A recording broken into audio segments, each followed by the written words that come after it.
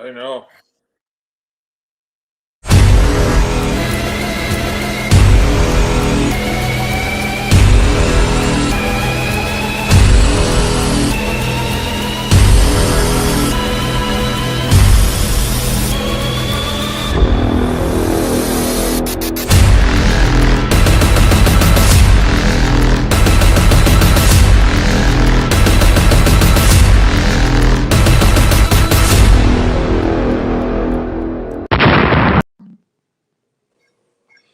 Good evening, folks. Welcome to SiouxSports.com, our regular Monday night programming.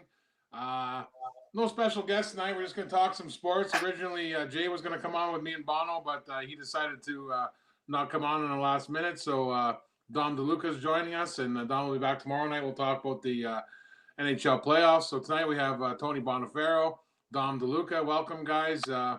We'll get right into it. I know this is a topic that Bono wanted to talk about, so I'll ask him first. We started the hockey show last week with this actually baseball topic. The Chicago White Sox, Tony La Russa, about a week ago now, they were beating they're winning 15-4. Position pitcher came into play, 3-0 count to Yermin Mercedes, a 28-year-old rookie. He had been given the take sign, and he hit a 3-run. He hit a solo homer. La Russa was mad at him, chastised him publicly. The White Sox players have really spoken out against La Russa. It's been a hot button topic. It leads you to a lot of the unwritten rules of sports. And I know Bono wanted to comment on it. We'll let Bono talk. We'll get Dom's point of view on this topic. The unwritten rules of sports are always an interesting topic, and people have different takes on it. Bono, what's your feeling on this? So my take on this is I've been really frustrated by this recently. It's been all over the talk radio on ESPN and TSN and those types of things. And overwhelmingly, people have been calling in and just ripping Tony La Russa and saying that Tony La Russa is old school. And all I've heard is all this bashing about Tony La Russa constantly by the fans. What bothers me is I don't care what you think about Tony La Russa. I don't care what you think about the unwritten rules of the game. Jim and Dom, you guys have had jobs before. What would happen if your boss told you to do something and you didn't do it? Have you ever blatantly disobeyed a boss before? I'm sure there's been times when... I'm sure there's times you have. But what happens? But what happens? If you blatantly disregard a boss, what happens, right? You either get punished, the boss will call you out, something will happen. All right. What bothers me is there was a direct order from a boss, and whether you agree with it, whether you disagree with it, nothing else matters. The only thing that matters is a guy didn't follow what his manager told him to do, and anything that happened after that, there's no argument for. I don't want to hear it. I don't want to hear about the unwritten rules. I don't want to hear that he shouldn't have swung. I don't want to hear about any of that. Tony La Russa, his boss, told him not to swing, and he swung. That's the issue. And to me, that's where it dies. This has nothing to do with La Russa. This has to do with a guy disobeying his manager and his boss. And I think that he's getting a real bad rap for that when it's completely undeserved. Bono, my take on that is that you're wrong, because I know where you're coming from this, and it doesn't die there. It dies with the fact that La Russa dealt with the topic in public. La Russa could have brought the player like Mercedes. He's a rookie. He's an older guy. He's a guy trying to make a living. He could have quietly brought him into the clubhouse and said, "Listen, man, 15-4, you shouldn't be swinging there. Next time, don't let it happen again," and it's over. That's really the end of the topic. But I mean, what he did was he polarized himself. His team turned against him. I mean, Tim Anderson. There was a tweet with Tim Anderson on the plane, and he yelled at Mercedes, "Keep swinging 3-0." Anderson tweeted the next day, La Russa's our dad, and we're like the bad kids that don't listen to him. So, I mean, if it goes quietly, he handles it in the dressing room, in the locker room, there's no issue. So, I know where you're coming from. Probably, maybe he was wrong. I think unwritten rules in pro sports are different than they are in lower level sports. Guys trying to make a living, but I get all that. I think he should have quietly went to the guy and said, "Listen, man, 15-4. You know, we don't need you hitting homers at this point. You know, take the pitch next time, and it's all good. So that's my take. And I've heard that argument, but again, my response is Tony La Russa would have never had to address it with him had he listened to what his manager told him to do. If he listened, Dom, how many times have you coached a kid? And if a kid, you know, if you're telling a kid to do something on a power play, for example, and this kid just doesn't understand the concept or doesn't understand the system that you're running on the power play, are you gonna say something to this kid about why he's not playing on the power play? You know, like, I think you would, right? So I understand what you're saying, Jim. And my point is, had he listened, it wouldn't be an issue. Yeah, I mean, there's a lot of issues with La Russa, right? I mean, La Russa never should have been hired. He's never. He's totally separate. Yeah, we can go right back to. I'm just telling you the climate. I'm just telling you the climate of the clubhouse there. I mean, I'm a White Sox fan. La Russa never should have been hired. He was hired by the owner, not the GM. You know, he's had trouble already with them. You know, a week before that, he didn't know a rule. They made a double switch in the ninth inning, and he screwed up and made the reliever run the bases, and when he didn't have to. He doesn't have a lot of respect in that dressing room, and 80%. And I think that's where it starts. 80% of major league managers didn't know that rule. Well, like, they should. That rule. I mean, if you're gonna know the unwritten rules, you better know the written rules. Yeah. Right. Dom, what's your take? Well, you know what, we talked about a lot. I know we talked about it last week, and we both briefly, or all of us, piped in. I think, especially with Jim being a White Sox fan, I think he knows quite a bit of what's taking place, and yourself too, Tony, like kind of taking the time to kind of really with the sports talk and sports talk radio. And I've had a chance to. I think both of you guys make great points. Myself, I'm probably more on the sidelines of this one, especially knowing if your manager did blatantly tell you. It is a tough thing to kind of go against. And we talked about the other factors about maybe there's bonuses and clauses in this guy's contract. He gets called up. He gets an opportunity. He wants this crack at it. His teammates want this crack at it. And then you throw in all the other factors about this manager being there this year. Though he's a wily veteran, been here forever, been in the majors for a long time. But again, how these guys have, it seems like since the get-go, since he's been there, it hasn't been great, and there is some dissension. It took one little incident, not a little incident, but an incident like this for guys to really start piping in and saying this is what they feel about their manager, or they're not happy with him. Both sides are, like I said, Tony, what you said, yeah, you do something to your boss and blatantly disregard a message that he's trying to send to you, and you understand that. Again, it's like being in school, same thing, or being on the job and going against somebody's wishes. Yeah, that's a tough call. Jim, I understand what you're saying too about squashing that matter in-house. Totally makes sense too. So my counter to both of those. So Jim, you know, and Dom, we all coach youth sports. We all know what kids are like nowadays. Kids aren't like they were when we grew up, right? What if Tony La Russa had the attitude, and if he feels like he's losing that clubhouse already, Jim, what if he just takes this guy aside and does exactly what you say, and takes him into his office, says, listen, this isn't going to happen again, and who knows, maybe this guy has the personality, and by all accounts he does, of, can you goes back into the clubhouse, can you believe what old man La Russa just told me? You know, and then goes in, and then he's just a laughing stock again. La Russa, in my opinion, felt like he had to do this publicly. He had to do this because if he would have done it privately, it still would have been an issue. So he goes out and he takes this approach to try and get through to the kid. But it wasn't. Mercedes never said anything. Mercedes basically just said that's just how I am. He's not really the guy in public complaining. It's more of the clubhouse leaders, the Tim Andersons, Lance Lynn spoke out about it. So it really hasn't been just him. I mean, I get what you're saying. I mean, first of all, the sign comes from the third base coach, not straight from La Russa. So if that matters, I don't know that it does. I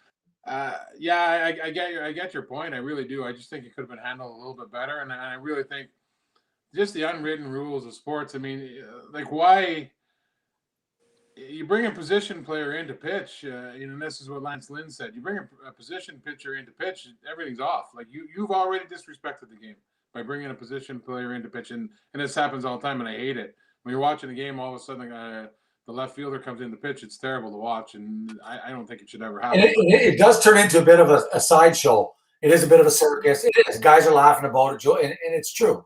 When something like that does take place, 100%. So there are a lot of takes on this, though. Then there are a lot of angles. And it was it like shortly before that? I don't remember who the position player was. I believe he struck out Chris Bryant, right? Was that not what happened? And that was a big ordeal. They were showing it on the news. So I mean, because he throws a 49-mile-an-hour fastball. 28-year-old rookie's up who's trying to earn a living. I don't think it's the end of the world. But I do get your point, Bono. He didn't listen. I understand that. And, and I'll switch the topic quickly, too, while we're on the topic of baseball. Here's one for Dom because he's a big Jays guy. And, his dad was probably the biggest Jays fan in the whole world. So let's talk about the Jays bullpen for a minute there, Dom. What do you think of them? Oh, it's again, anybody that's following, especially early in the year, and people that are true Jays fans. I think you see the problems that they're in right now. I think it's that was 6 in a row today. They lost, and that's 5 blown saves in their last 10, maybe 10 or 11, something like that, somewhere in there. So it's a major problem right now. And again, the issues going into the season was maybe starting pitching as well. So, but right now that's taken a back seat to what's taking place with the blown saves and the relief pitching. Because again, there were some pieces that I didn't mind at some point, but now it's kind of things have kind of taken a step backwards, so to speak. I guess things were going well. There were 6 games over 500, and this little, not bump in the road. When you start blowing saves like that this early in the year, and they're happening that consistent. Well, they managed to have bad starting pitching today too, because it was 5-0 in the first inning. And yes, that's true. They come back all the way back to make it 5-5. They go to the 10th, they give up 2 runs, and they're down 7-5. They tie it. Then we go to the 11th, and they give up 7 runs. I mean, it's unbelievable, really. So yes, it really does come down to, and again, if you want to encompass everything, it's pitching. Whether it's your relief pitching or starting pitching, pitching is their issue. I think they knew that going into the season. I don't know if they've addressed it as much as they could have, especially with a team like this. You see the way they're hitting the ball. There's some guys that are playing great right now. Like Vladdy Jr. is on fire. He does. He looks great, and some of the other pieces. Simeon's been great. So again, I'm sure these guys are saying, we got to get our act together too with whether it's the bullpen or starting pitching, and hopefully something can be addressed and they can turn it around and figure it out. They're still not in a bad spot early in the year, but you're back to 500 and you're going to start again. And traditionally, it's a tough division too, right? I mean, it is a tough division. Historically, they're terrible against the Rays. They suck against the Rays. They're I don't know what that is. It's always been a problem. But again, it is a tough division. But they better get on this quickly because that could turn ugly in a hurry for sure. Yeah, I'd be interested to see if we can get Tom back on the show from The Score, to kind of get his take on where the Jays are at right now. He said that, we talked to him before the season, and, he kind of expected them to, be up and down this year. But he's, the Jays this year, you know what? We've talked about it all along. Pitching, and they just don't have it. And it's really unfortunate. I haven't watched much of the Jays this year because of that. And, It is. It's a tough part of the year. Like I follow enough just to make sure, especially early in the year, because this is as you guys know, this is the hockey playoffs that we're all right into right now as well, and then even the basketball, which I thoroughly enjoy. So again, it's still early in the year, but you follow enough to understand that there's some definite issues taking place there, and they need to be taken care of as quickly as possible. Yeah, sure. And you're right, Dom. It's hockey time, basketball time, but they played at 4 today, so they kind of took a little bit of a spotlight because on a holiday they played at the 4 o'clock. Yes. But you guys slough it off like, they have no pitching. Wow.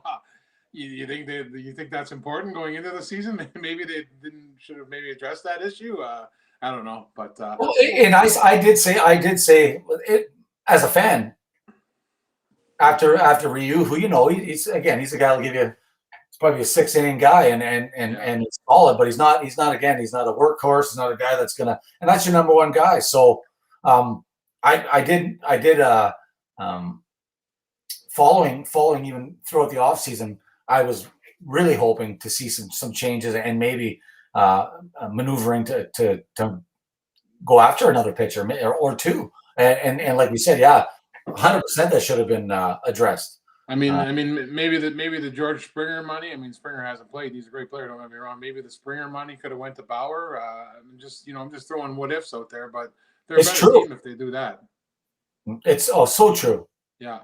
I know it's one guy, but it does make a difference. That gives you two solid starters, and you work from there for sure. It makes a huge difference. But you're totally right. I think that's something that, again, love having George Springer. Haven't got to see him play yet, but the major concern, it's like anything else.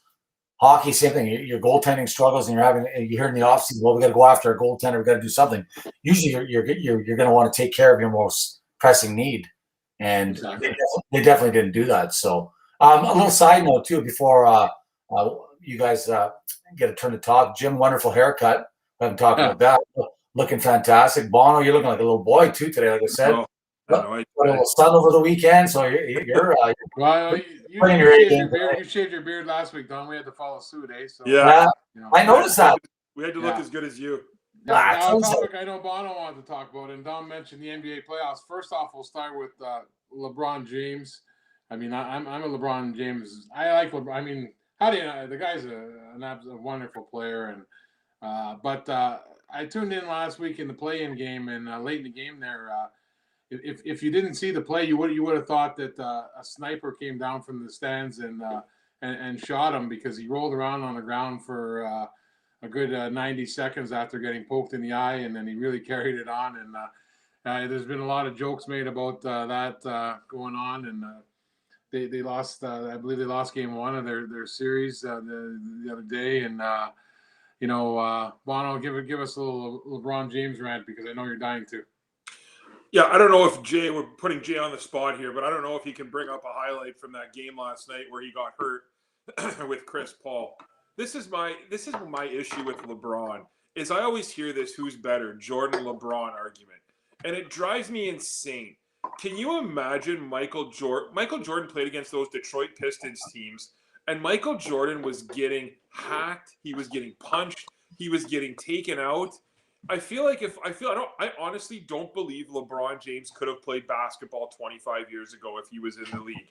I just don't. And you know what? Maybe he would have. Maybe he'd be tougher. Maybe he'd be whatever. But I feel like he would spend his entire game on his ass because he can't get up. I just feel like he's that soft. And you know what? It's not even the fact that he's hurt, because we all know he's not being hurt. It's the fact that he's faking it, and the fact that he's trying to get the sympathy and trying to get the calls. And I almost feel like he's like, hey, look at me, guys. I'm hurt, but I'm going to play through this. I got a bum shoulder. I'm going to get up and still put up 50, and I'm still going to tear it up, right? And I just cannot stand anything about the way LeBron James plays basketball. I can't. The way he plays basketball infuriates me. You didn't like that? Listen, I saw something, and it made me laugh. It said that when Kevin Pillar got hit in the face, he spent 36 seconds on the ground, and anybody that follows baseball as well too sees his nasal fractures. His face was basically blown out. Like it was an absolute nightmare what had happened to his face. His nose was all over his face, but it was like 36 seconds after a 94-mile-an-hour fastball had hit him in the face, and LeBron spent 80 seconds on the ground. LaFlop, I guess they were calling him last night. Well, he spent his 80 seconds on the ground for an eye poke. So it was, people were having lots of fun with it. Look at hockey players. Hockey players get stitched up. They lose 10 teeth in a game, and then they get mad when they can't go back in. And I understand why LeBron does it, okay? I'm not criticizing him. It's all gameplay. He's trying to get the next call. He's trying to get the sympathy. He's trying to get all that. And I understand that that's part of the game. I really do. But it drives me insane when you hear all these young kids talk about how LeBron is better than Jordan. And I just and you can make the argument that you can't compare the eras. You can make that argument. Say, hey, listen, we can't compare the two because we don't know, right? I truly believe if Jordan played in this NBA, Jordan would average 50 a game, hands down. I mean, imagine Michael Jordan and you can't touch him. You know what I mean? He was he was getting crushed. So I can't stand the way LeBron plays the game. And I'm better at LeBron because he's ruined basketball. He's absolutely ruined the NBA. And Jim, I know you're a fan of his, so I want to hear your comeback to this. Well, I you know what, Bono, my whole life I watched so much sports, and I always hated the perfect. I'll give you guys the exact example. I always hated Peyton Manning because I'm a Patriots fan, and at the time the Colts were a big rival with the Patriots, and I hated this guy, and he was annoying because he was good. And then one day I said, you know what? I'm just gonna admire these guys. We're lucky to be watching these guys play, and we are. We're lucky to. LeBron's great, fantastic. I totally agree with that he's an embarrassment at times, but I think a lot of the problem is they let him get away with it. They let him do that stuff. He gets the calls. He whines so much. He never stops whining the whole game, and then he gets calls. And you watch LeBron play, and he's involved in all this physical stuff during the game, and he has 2 fouls. Like LeBron will get a foul with 3 minutes left in the game, and then there's LeBron's second of the game. Well, come on. You know, and a lot of me blames the NBA. He does act in an embarrassing way when he rolls around on the ground. Man, like where is your pride? Where's your pride? You know, it's a carbon copy of the game again, the Golden State game where he again it was on. If you watch it, it was the same actions were taking place. Yeah. I can't believe he's doing it again. It was wild. Yeah. And like I think Charles Barkley had made mention to the fact that the NBA does have the balls. They don't have the balls to suspend LeBron James for these actions because, again, he's a generational talent. He's at times people think he runs the show in the NBA. He's the man still, and they won't pull the trigger and say, you know what, LeBron, enough's enough now. I know you're in LA. You think you're a Hollywood guy now. Maybe he's getting ready for making movies. I guess I don't know because those were 2 great theatrical performances. They were wonderful. Yeah, that's actually good. But the other thing too, though, and this is kind of what I was going to say before, is the reason I don't like him is because he has ruined the NBA. If you look at the NBA, and we've talked about this, Jim, you can pick 4 teams at the beginning of every NBA season, and with 99% certainty, one of those teams is going to win the championship. The only exception was the Raptors year, but you can even argue that they might have been a top 4 team back then. And that's all because of LeBron James. LeBron James creating these super teams. Yeah. Let's see LeBron go play with a normal team and see what he does, right? Or like, and that's why I can't stand the NBA because realistically, 85% of NBA games don't matter. When San Antonio is playing Dallas, who cares? You know, it's a meaningless game. The Utah Jazz finished first place this year. Okay, you know they're in first place. They're supposed to be this stud team.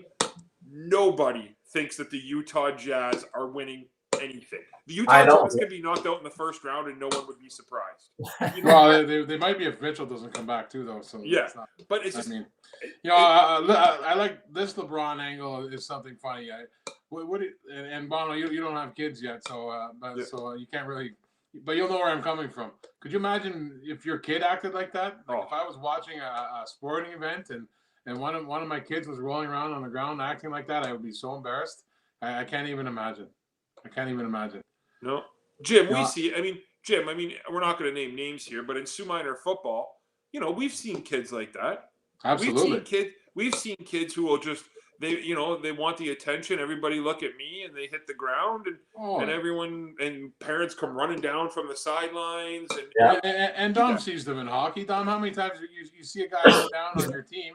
He's been on your team all year. It's the 20th time he goes down. You know when he's down, there's really nothing wrong with him. You know, you can't act on that, and you can't say anything. You can't even really think it, but you know that kid's not hurt. You know. Oh, and there's been several cream puffs over my existence, for lack of a better term. There's been we have some other terms that we use for some of these guys, and again, there's some guys that definitely get taken down more than other guys. But again, there was some consistency to some of the guys that would go down, and for very minimal things. Again, the contact was minimal, and it just became routine. And it's something you do. You got to watch what you say, especially with youth sports. Again, you got to tread lightly when you're saying, be tougher or whatever else. Yeah, you're barking up the wrong tree sometimes. I remember when I was a little kid, and this is 500 years ago. I was a little kid playing hockey, and I got hurt. I was about 7 or 8 years old. I got hurt. I stayed down on the ground. I was rolling around crying, and when I went home, my mom said to me, she said, "Jim," she goes, "You were hurt, eh?" I said, "Yeah." She goes, "You were really hurt. I was really worried about you." I said, "Yeah, I was hurt, Ma." She said, "You know what? Next time that happens, I'm gonna go on the ice and make sure you're okay. So if you get hurt again, just remember I'm coming on the ice to see if you're okay or not." So I never got hurt again. I don't think ever in my life, because no one wants their mom coming on the ice. So that's great, though. Maybe LeBron's mom should have told him that when he was young, and he wouldn't be doing that. Yeah. My mom had. Speaking of that, my mom had another way of pulling that off. It has nothing to do with getting hurt, but I think it was my first time playing hockey. Speaking of moms, my mom left I'll never forget. I left my skate guards on I think it's my first time ever playing. It was novice and stepping on the ice with my mom there, and it was she had forgotten right away. So Dad had to make sure you couldn't miss anymore. And that was only game one. So I said, "Hey, Ma, like seriously though, 5 years old, first game. This is what we get. What are you doing?" So Mom was always great though. Mom is still great, but she happened to get my skate guards in my very first game. So those are good. That was a good one by your mom though. I remember one time, I'm just going to tell another story about my mom. I remember when I was playing for the Sault Steelers. I was 18, and we were playing at home against Brampton, and I got tackled. And the guy got off me, and he intentionally kneed me in the ribs when he got up. And my mom was literally out on the field yelling at him, yelling at the guy for doing that to me. And So anyways, we digress here a little bit, guys. I guess the story. Moms are great. I guess the story of the weekend, though, boys, is Phil Mickelson. Good old lefty, 50-year-old coming out of nowhere. He was paying 251 to 1 to win the tournament. That's what his odds were. So I know a guy who bet $50 on him to win, won over $7,500. So it was a nice bet, but quite a story. Bono, did you watch? Yeah, I know exactly who you're talking about. Yeah, I know you do. Yeah, same text, yeah. jerk. Yeah. Yeah, you know what? Phil Mickelson is. It's funny to see where he was even 15 years ago to where he's come now. 15 years ago, 20 years ago, when him and Tiger were really going at it head to head for everything, a lot of people didn't like Phil. Phil did not have a good reputation on tour. Tiger was the guy, and there was always that hostility between them. And you have to look back. Phil Mickelson was not liked by a lot of people. Something happened and something changed, in him throughout his career. And he started to. I love Phil Mickelson. I love Phil Mickelson because anything you read about him, anybody who's ever been to a professional golf tour event will tell you that Phil Mickelson will sit there and sign autographs for everybody. Phil Mickelson will always make people feel important. That thumbs up, right? And they said it best, right? He just acknowledges people. Make people feel like you've acknowledged them. And for him to pull that out yesterday, he was outside. He had to get an invite to the U.S. Open. This guy, this came out of absolute nowhere. When Tiger won the Masters, you could kind of see it coming. Phil has been terrible. He hasn't made a cut, recently. He hasn't finished in the top 20. So for him to do that was amazing. What blew me away, though, and I'm kind of curious to hear what you guys had to say about this, I was actually really disappointed. I thought it was cool to watch him walk up 18, but I also found it scary in today's society that there was no security. Guys were running up. That one guy ran up and basically jumped on Phil's back almost. It was great. As cool of a scene as that was, I was really disappointed in the PGA Tour for not being more on their game and protecting the golfers. And I do think that you're going to see something change because of that. It was quite the scene. you would have you would think that we had a pandemic for the last 15 months and people were just kind of happy to get out. That's the way I saw it. I don't know if there were many masks in there as well, but it was a swarm, and it was crazy to see. Like you said, I don't know if there was any security around. Maybe they thought they didn't need any, but I guess they were wrong. But it did turn a little nutty. But again, awesome to see. Those are just feel good stories, and especially like you said, Bono, for a guy that was probably kind of viewed upon in more of a negative light over the years. And it's true that hostility with Tiger, and then you hear different rumors about his lifestyle and stuff taking place in his life when he was younger with his wife and whatever else. But like you said, whatever he did over those years to change his image and to be more like he is a lot more engaging, and people really do take to him. The fact he's left-handed too, there's especially up here in Canada, guys shoot guys. It doesn't happen in the States very often. There's not very many left-handed golfers, but here in Canada, it's like I think we golf like not me, but left and right-handed golfers, or you shoot hockey, play hockey. It's usually you'll see that left-handed golfers, left-handed, whatever. So it's a lot different. So there's always guys up here saying, "Oh, lefty won," and it's just nice to see. And then again, the age factor. We all know this, guys. When you turn that corner and you start to see these young guys, especially today, it's not even. It's most sports, but golf again. Check out the shape these guys are in as compared to, like, we look back, we can die laughing. Besides the outfits, the plaids and stuff the boys were wearing back in the 70s, and again, John Daly smoking, and it's just you don't see it. These guys are just so into their image, their bodies. Like Koepka, even a guy like Koepka, because you haven't heard much from him, but he's a giant right now, and built like a brick shit, whatever you want to say. But these guys are totally into that. And even if you look at Mickelson, he's done a good job of getting himself in shape, though it didn't kind of lead to any success until this weekend. But again, great on him. Great on a guy at 50 years old. I don't care what sport you're in. To see that and to let people know that it doesn't matter on any given weekend or any day, especially in golf. Stuff like this can happen. It's amazing. It's kind of cool. I thought kind of cool. It's very cool to see that. So, yeah, it's funny, Bono. You mentioned about the crowd, because I was thinking the same thing. I always think that the classic.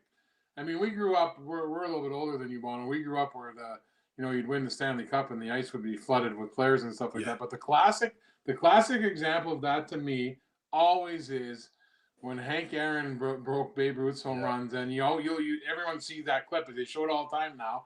And there's the fans are on the field running around the bases with him. It's so crazy when you think about it. One of the most historic moments in the world ever. Not even just sports, because there is a color factor there, and he hits the big homer. Guys are running around the bases with him. It's crazy.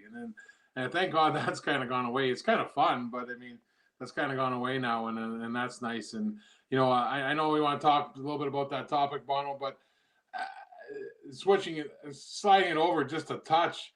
I mean, Ontario gets golf back, and I mean, we're not very political on here normally. I thought the fact that people couldn't golf was kind of ridiculous. So I've never seen so many people complain about something. I didn't know golf is the best thing in the world now. I didn't know that, because everybody was going nuts about not being able to golf, and I'm not disagreeing with them. I agree. You heard so much of it, and once you were allowed to golf, the floodgates were open. And I know here Dylan has a membership at Crimson, and he was trying to book right away to get on the next day, and the system was all bogged down because they used an Ontario system. And what a crazy thing to see the whole province dying to golf and getting out there, and it's crazy. And I mean, it's a good thing that they're back out there. You guys know what I'm talking about? Does that make sense, Bono? Yeah, and you know what? Good for those people who golf. To me, listen, I golf. I golf 10 to 15 times a year since I was 18. But finally, about 3 years ago, I realized how stupid and how much I hate golf. So listening to all these people whine about golf, I just find it hilarious. I think people are just looking for something to complain about right now. But you know what? All the power to them. All that being said about golf, I do have some sympathy for people too, right? Because people want to get out. People want to do something. There is, like, over this long weekend, there was nothing to do except go hiking. You know, like, what the hell are you supposed to do? So I understand that level of frustration to a degree, right? But again, you know, so for those people that want to get out, good for them.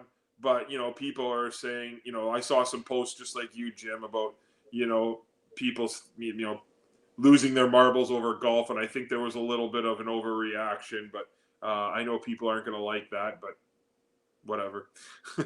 Dom? Yeah, no, you know what? Again, golf for me, not even gonna lie to you.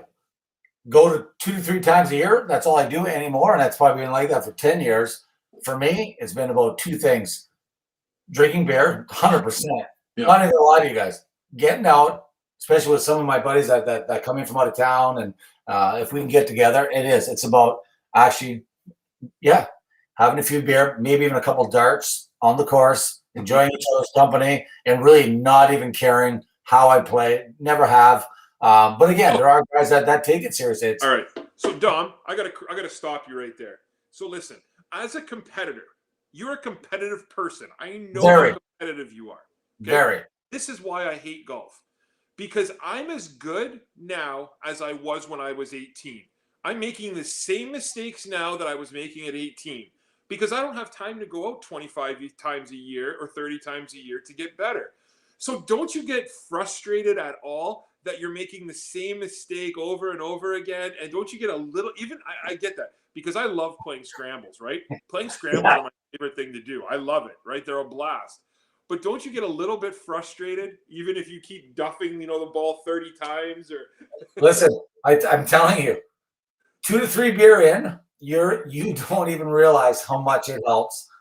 Brings the game right down, settles the nerves, and it's true. And you know what? I don't care. You know what? And it's funny because as competitive as I am, and especially in something that if you think you're very good at something too, and as an athlete or even now as a coach, and you do take that seriously. Golf, again, I've never taken it seriously. So when I go out, if I play great, so be it. If I'm shitty, that's where I'm at. So be it. I really have no. And again, it took me some time to kind of get into that. Even like saying, like, is it worth it to get frustrated? Like you're saying, and I don't really care. I don't really care. And like I said, I don't go enough. So the hardcore golfers, good for them to get out.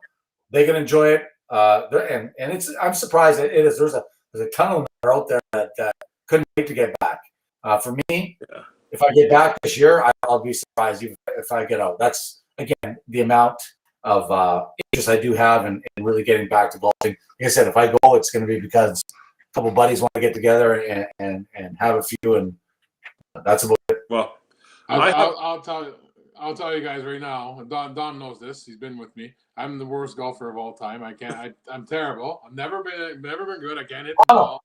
Snapshot. It's snapshot from little half backswing, and every time in my life when I've been actually decent for like 3 holes, and I start thinking I'm good, and we all know this. Oh, yeah. You play like 3 good holes, you get a nice drive, a nice chip, nice putt, maybe you make a par or a bogey. For me, that's great. I'm like, maybe I'm not that bad now. I'm getting the hang of this, and then it's just a disaster. It's like bowling, eh? It's like bowling. Throw 3 strikes in a row, and like, hey, I got this figured out, and then again, it just suck after. For me, I accepted the fact about 5 years ago that I absolutely suck. And probably the last 5 times I was out golfing, I went with Clever, Dan Clevis, and Robbie Zagordo. Both can crush the ball. Once in a while, Clever will hit it straight, and Robbie always crushes it and hits it straight. And I would just drive around in a cart, drink beer, and I'd chip off one of their drives. I just play whoever had a better drive, I'd go chip off theirs and putt, drink beer, and have a few laughs, and not even worry about it because I suck. But it's fun to get out with the guys, and you go places like Crimson, and that it's beautiful there. And but I like to drink beer, and that's the reason I go. And I like to see my friends because I don't get out too often. And I'd love to go once this year, drive around in a cart and drink chip and putt, as I call it. But I mean, other than that, I mean, Jay. The more I talk about it, the more I want to get out now. Out there, drink chip and putt. That's me. The best golf analogy I can use is this before we move on. And this has happened countless times. You play 17 holes of the worst golf ever. You're at 35 over par, 17 holes in. You're going to break your clubs, or you're going to sell your clubs right when you're done. Then you step up to 18 and you hit a 10-foot putt for bogey, and you're like, I love golf, let's do more. And then you want to go shoot another round because of one shot. And that's how I it's frustrating because all of us at one point in our life were pretty good athletes, right? Yeah. And it should be easy, right? It's a ball that's not moving. You got a club, you hit it should be really easy, right? But it's not. And I've never been that kind of athlete that's good at that kind of technical stuff, Like Dom, like Robbie Zagordo is the best at all that stuff, right? Like hit a golf ball, hit a softball, hit a shot in basketball, throw a football. Technically, Robbie's the best. And he's great at all that stuff, but he's not big and fast and strong. But at that stuff, and I always use him as an example, he was so good at all that stuff. And he was great. He's great. He's a great athlete, right, Dom? Oh, wonderful! Yeah, like he swings like Ernie Els. He does. He's got this beautiful gait, and again, like every sport we talk about. Jim touched on football. Same thing. The guy's just again gorgeous arm. It's all about touch and feel, and it is. He's a great athlete. It's just a different kind of athlete. Say, again, Bono, you're more like me, big and strong and fast, and not now, but I mean in the day. And these guys are technical athletes. It's cool. It's really fun to watch. I'll keep in the political realm a little bit here with the Ford rolling out his plan, the comeback. Looks like phase 3, which is mid July-ish. They estimate later July. There's possibility of some outside sports. I mean, basically, to me, the summer is a write-off for any sports, football or anything like that. It's just hard to imagine it all coming together in time. I know it affects Dom, and I'll let him comment in a second because he runs a hockey school in the summer. So we'll see what he thinks of that. The question is, first I'll let Dom comment on the summer. Will he be able to do a hockey school, and what he expects in September for hockey? And then after that, we'll talk a little bit about what we think is going to happen with high school sports and regular hockey and stuff like that coming back. Dom, what do you think towards your hockey school? And do you think in September you will be coaching your team and having a regular season? Well, I'm still hopeful that we can get our season started. September, I'm not sure. Like we might have some tryouts, and hopefully, if up north, again, it's always tough to get a handle on anything. But up north here, if our numbers are decent, maybe even travel amongst these northern loops at some point, and maybe have a chance to play. I was talking to Jamie Henderson today. We were just talking about some hockey stuff today, and he had said that he had heard that it was maybe November 1st. GTHL was looking at a date of maybe even getting a hockey season started, but anything before then for that area too it's going to be tough. Like tryouts will probably be late, so on and so forth. Tournaments won't be taking place until probably after Christmas, and then again for locally, even a guy like myself, and there's a few different guys around our area. I do a hockey camp, skills development stuff, and something I really enjoy too. But it looks like if the phases are going the way they say they are, I think phase 3, it looks like hockey's in. As far as I know, hockey's phase 3, indoor recreational activities, and we're looking at least July 26th, and maybe later. Again, I think everything has to go kind of perfectly in those 21 days. Not perfectly, but there's numbers that they have to meet in terms of us moving on in those phases. So my hockey school usually takes place early in July for a couple of weeks, and then I run other stuff throughout the summer. But that first 2 weeks is pretty intense, and it's I'm on the ice every day for hours on end, and getting my feet full of blisters and doing all that fun stuff. But I love it. I enjoy it, and that's something I'll miss again. Last year I was able to get 1 weekend. This year it doesn't look like I'll be able to get anything in, and it's something I miss. I love doing that with the kids. It's a good time, and I also love just being with some of the guys. Like the hockey school had grown over the last few years, and having more people involved in it and being with the guys, like anything else, it's just camaraderie, kind of hanging out and laughing and enjoying the few hours every day at the rink together. So right now, again, that's on the back burner. Hopefully we get back to something soon. looking into August and September and hopefully games and regular games, not COVID hockey. We're hoping for a return to hockey that we've known over in the past. So. And Bono, I'll turn it over to you more on the high school level from you. Dave Zagordo was on with me and Jay and I a couple of weeks ago, and I know Jay talked to Dave recently. Dave feels with this plan there could be some sort of high school sports coming up in September. He's hopeful. I don't know if that includes football or what sports. What do you get out of this right now? So I'm going to read to you what's on Baseball Ontario's website. And this is what Baseball Ontario said about this, right? So I think this kind of sums it up pretty well. They said Baseball Ontario is extremely disappointed in the approach to the reopening outdoor sports announcement by the Government of Ontario on May 20th. The announcement did not indicate changes to bubble size, nor were specifics about team activities provided.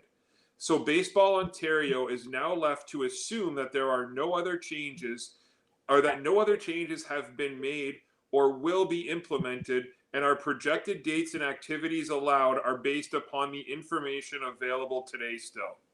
And I think that, and there's a lot more to it, to their quote, but that quote sums up how I feel. And what I mean by that is, I agree with you. I hope there's sports. I want there to be sports. But there's no definitive advice from the government. It's almost like they're playing this game of, we're going to give people half information, or we're going to give you part news, or we're going to give you part of this and let you assume everything else. So the only way I can look at that, Jim, is, and Dom, are one of two ways. One is they're too scared for liability, so they're kind of giving people the right to make their own decisions, but people are scared to make their own decisions because they don't know what the laws are. So it's almost like the government, it's kind of like they're trying to have their cake and eat it too, right? Like it's debating. So I don't know. So I know you asked about high school sports specifically, but I kind of feel like that's like Baseball Ontario is kind of suffering the same issues that high school sports are going to have in terms of lack of leadership and lack of direction from the government. Yeah, I think the high school sports is even another layer, right? I mean, you have to go through and be approved by all the high schools, and who knows who's going to be in high school. It's the same thing in football, Bono. I tried to run some sessions. I did manage to get 5 sessions in, but it was really gray. I like, we didn't really know what we were doing. There was no guidance. I had to get the indoor facility, and I had to jump through a lot of hoops to go through them. But once we were in there, there was no one checking on us. There was nothing, and we still followed the rules, and we tried to stay as safe as we can. But we could have done whatever we wanted in there, and nobody would have cared. Now I don't know when you go outside, it's a lot of planning, and then all of a sudden you could be all back down in a lockdown. And I was telling Jay before we came on, I was talking to him first. I was like, man, I'm just not hopeful anymore because nothing works out anymore. And you plan. Last year at this time, I would have been telling you that we would have high school football in September. Last year at this time, a year ago. Here we are a year later, exact same situation. And I can't even be as positive anymore because it's hard to be positive now, right? Because nothing really makes sense. And I'm not trying to be political or anti-government or anything like that. I believe they're trying to help us, whatever, right? But nothing really makes sense. And like, I agree 100% with you, Bono. There's no clarity. Yeah. And the last thing I'll say about this is this week, it's funny, Jim, because on May 20th, and Dom, I got messages from a few different parents, and they were almost venting. It was almost like they were venting to me that there's no football this summer. They were venting to me that there's no baseball. Their kids need it, right? Their kids need that activity.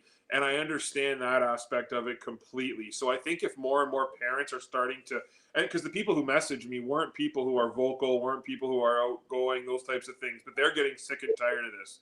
So I think, you know what, Jim and Dom, if you don't have hockey, if you're not leaning to, if you don't see an end to this, or if you don't see the potential to play games, say come September, maybe October, and Jim, same with high school sports, if we don't see a light at the end of the tunnel by then, I think you're going to see a lot of angry people. I think so, Bono, but I think a lot of people have lost their fight. I mean, look, numbers are coming down. Vaccines are going up. If you're pro-vaccine, anti-vaccine, whatever, I don't care. Vaccine numbers are going up. The case numbers are going down, so maybe there's something to be hopeful about. And I know you got to go, Bono, and I know you wanted to give a shout out to a couple of the local basketball players. If you want to give a little shout out to those guys, Yeah, absolutely. Go ahead, and then we'll get back together tomorrow, talk some hockey. Maybe probably you guys can razz me about the Oilers being eliminated. And oh my Lord, Bono, we're gonna have a lot tomorrow. Right? Tomorrow's gonna get. I know. Tomorrow's gonna be silly, eh? I don't want to toot my own horn tomorrow, but man, I got pretty good in the first round. The only thing it's not goaltending, and they're not doing anything to stop the McDavid. It's just they can't win. They can't win. It's exactly like when they played Chicago last year, Bono. It's the exact same thing. Yeah, I agree. Yeah.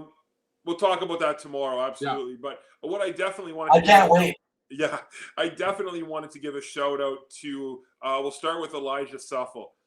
Congratulations on him. He's going to go further his basketball career next year. I believe he said Nipissing is where he's going. And you know what, Jim? You and I both have known Elijah since he's been, since he was young anyway. I coached him in football in grade 9. And, he has a late birthday, right? And I think he's a December birthday, if I'm not mistaken. So for him to be the athlete that he is very impressive. And you know what? You're not going to find a nicer kid. You're not going to find a more hardworking kid than Elijah Suffel.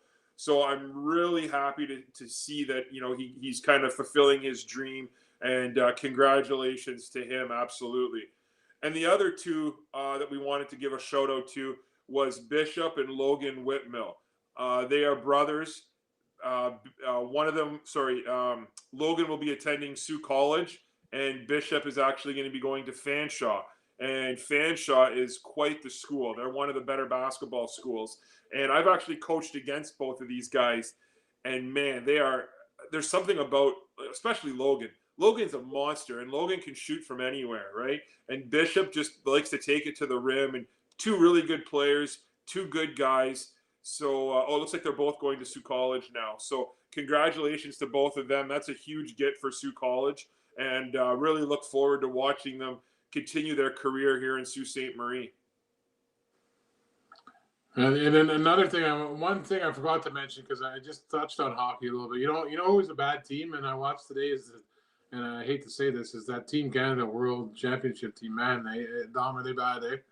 I mean, they were 5-on-3 today, and Michael Bunting was on the 5-on-3 for like a minute and a half. And nothing against Michael Bunting; he was a nice player here in the Sioux. But I mean, that's the best we got there. On now. that team? Yeah. Where's he playing now? Phoenix. He actually finished the year really strong. But okay, good for him. Yeah. So they lost to Germany, they lost to Latvia, and they lost. He did finish strong. Wow. Yeah. Yeah, you know what? Again, they brought. It was kind of cool that they brought some young kids this year, and some former Team Canada players. They come to us there, and a couple of the other guys. But the World Juniors, like the Perfetti boy, he's going to be a really good player. He looks really good. But yeah, it's a young, inexperienced team, and you can see that, especially with some of these teams. I was talking to Paul DiPietro today, and he was bold in his prediction that he thinks that the Swiss they might have the best team there, and they were able to bring again a pretty loaded group of Swiss players this year. So he likes their chances this year. So all right, boys, I got to run, but Dom, you got to get Paul DiPietro on the show next week or something for us if you can. He's back in the States. His wife's from there, so maybe at one point we'll be able to get him on. But like I said, and I'm sure he would probably do it too. But listen, though, Bono, do me a favor, get ready for tomorrow, because I'm telling you, listen, all right, this guy here, Jim, I'm hoping the Oilers win. For his sake, I do. I'm cheering against the Oilers tonight. Okay, I'm cheering against them because I can't take it. The misery they cause me. They're so frustrating. Oh. And I was a fool to think otherwise. I was a fool to think otherwise because I should have known better. I got fooled by the last 20 games of the season, and they're just you know what, they're not even playing bad. They've actually probably been the better team all 3 games. They've had zero luck. Here's my hot take for tomorrow and my teaser for tomorrow. Corey Perry is a rat, and he intentionally hurt John Tavares. And I will provide all the evidence and proof that you want to see. Listen. He did that intentionally. There is not a doubt in my mind. Wow. He's certainly a player with that history. Yeah. All right, boys. That game's nothing after the first period too, so we can go watch that. Okay, thanks, guys. We'll see you all. Yeah, we'll see you tomorrow. I'm ready. I'm excited for tomorrow. Thanks, guys. Go Jets. Go Jets. Go Jets tonight. Get me out of my misery. It's over. I don't want to suffer anymore. Okay, boys. Okay, we'll see you guys tomorrow.